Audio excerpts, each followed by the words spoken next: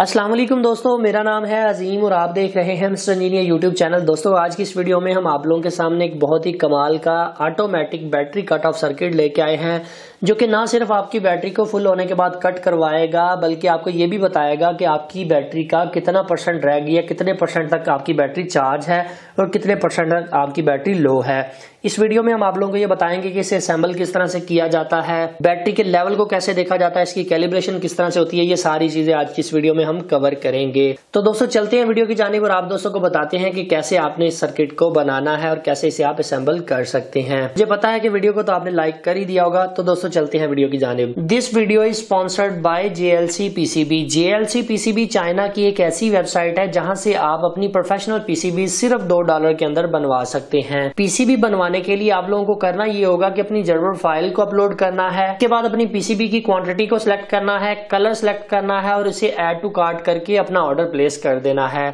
With in 1 week आपकी PCBs आपके पास पहुंच जाएंगी अगर आप DHL से मंगवाते हैं। Guys as you can see the build quality of PCB is really good. अभी दोस्तों हम अपनी PCB को इस होल्डर के ऊपर माउंट करके आप दोस्तों को बताते हैं कि किस तरह से आपने इसे असेंबल करना है। उसके लिए जितने भी पार्ट्स की जरूरत है वो बारी बारी मैं आप दोस्तों को बताता जाता हूँ और इसके ऊपर हम लगाते जाते हैं। हम छोटे पार्ट से सबसे पहले शुरू करते हैं। सबसे पहले मैं इसके ऊपर जितनी भी रजिस्टर लगानी है वो इसके ऊपर ऐड कर देता हूँ।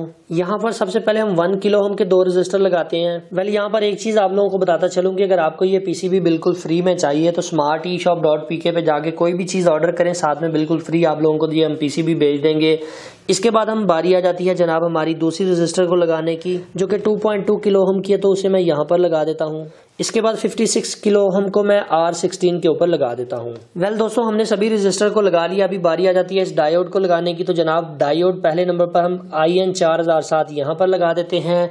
इसके बाद जनाब हमारी बारी आ जाती है इस ट्रांजिस्टर को लगाने की। ट्रांजिस्टर हम यहाँ पर BC547 को लगा लेते हैं। इसके बाद बारी आ जाती है वेरिएबल्स को लगाने की, तो 104 नंबर की जो वेरिएबल है उसे हम ऊपर लगाएंगे। यहाँ पर व्हाइट कलर की है, कोई भी कलर हो, कलर मैटर नहीं करता। इसके बाद 103 नंबर जो वेरिएबल है वो सेम इसी के नीचे मैं लगा दूंगा और फिर 103 नंबर वेरिएबल मैं इस साइड के ऊपर लगा देता हूँ।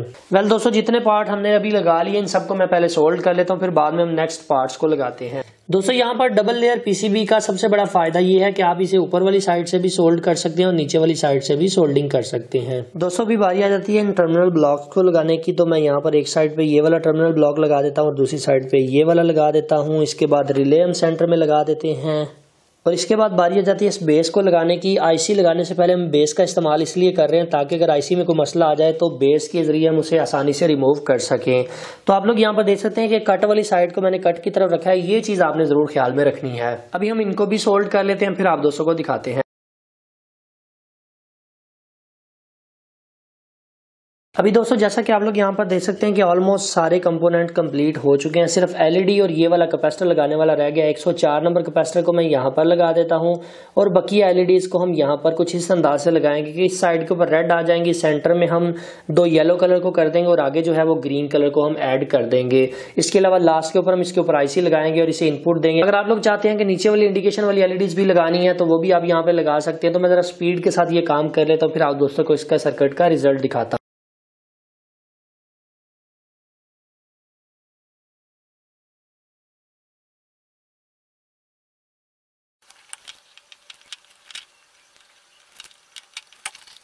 दोस्तों जैसा कि आप लोग यहाँ पर देख सकते हैं कि हमारा सर्किट रेडी हो चुका है। ये वाला कैपेसिटर मैंने सबसे लास्ट पे लगाया था, 33 UF का ये कैपेसिटर है।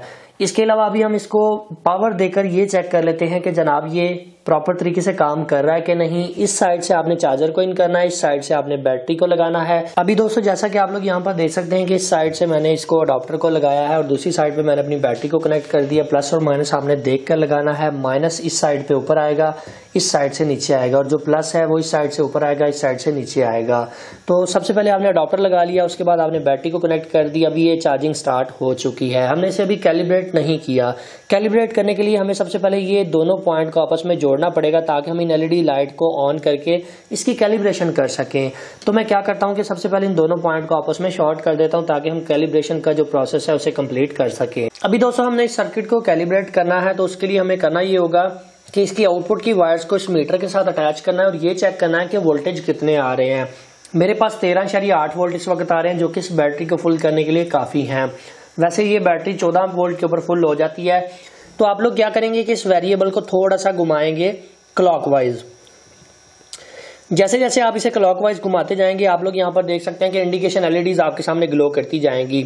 सो आप अपने वोल्टेज रेंज के हिसाब से इसे एडजस्ट कर सकते हैं। चूंकि मेरे वोल्टेज इस वक्त 13.8 थे तो मैं इसे फुल के ऊपर कर देता हूं। मैंने इसको फुल कर दिया।